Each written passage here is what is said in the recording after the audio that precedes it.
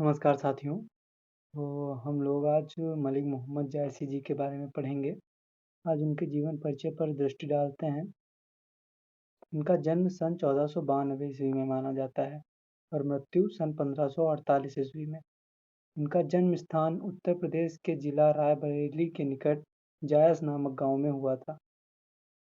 उनके पिता का नाम मलिक राजे अशरफ है। आइए इनका जीवन परिचय देखते हैं। मलिक मोहम्मद जायसी हिंदी साहित्य के भक्ति काल के निर्गुण काव्यधारा के प्रेमाश्रयी शाखा के कवि हैं।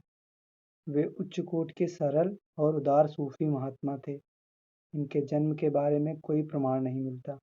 ऐसा माना जाता है कि इनका जन्म अमेठी के निकट जायस में लगभग सन 1492 ईस्वी में हुआ था और ये वहीं रहते थे, इसलिए इन्हें जायसी कहा जाता था।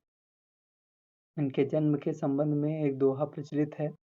जायस नगर मोर स्थानु, नगरक नाव आदि उदयानु, तहाँ देवस दस पहुने आयों, भा वैराग बहुत सुख पायों।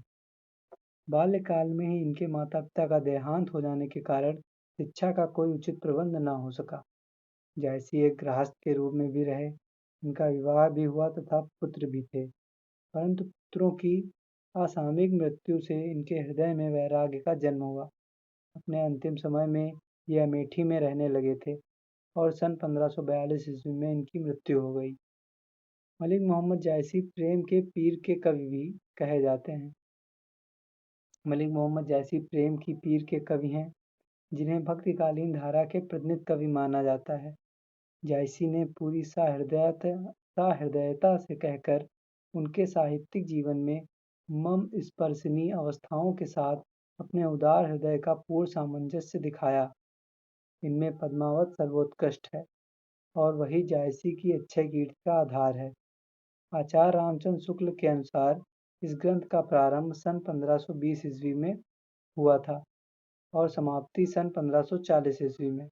जायसी ने पद्मावत में चित्तौड़ के राजा रत्नसेन और सिंघल द्वीप की राजकुमारी पद्मावती की प्रेम कथा का अत्यंत मार्मिक वर्णन किया है।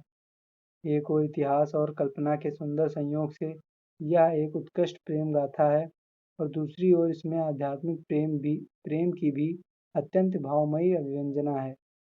अखरावट में वर्णमाला के एक एक अक्षर को लेकर दर्शन एवं सिद्धांत संबंधी बातें चौपाइयों में कही गई हैं। इसमें ईश्वर, जीव, सृष्टि आदि से संबंधित वर्णन है। आखिरी कलाम में मृत्यु के बाद प्राणी की दशा का वर्णन है। चित्ररेखा में चंद्रपुर की राजकुमारी चित्ररेखा तथा कन्नौज के राजकुमार प्रीतम कुंवर के प्रेम की गाथा वर्णित की है। तो इनकी रचनाएं हैं, कुछ विशेष रचनाएं हैं। पद्मावत, अखरावट, आखिरी कलाम, कहरनामा और चित्ररेखा, ये इनकी कुछ प्रमुख रचनाएं हैं।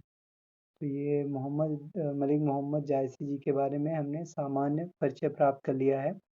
अब हम लोगों के सिलेबस में मानसरोदक खंड है, तो इसकी व्याख्या करेंगे, उसके बाद इनके प्रश्नों को हल करेंगे। धन्यवाद।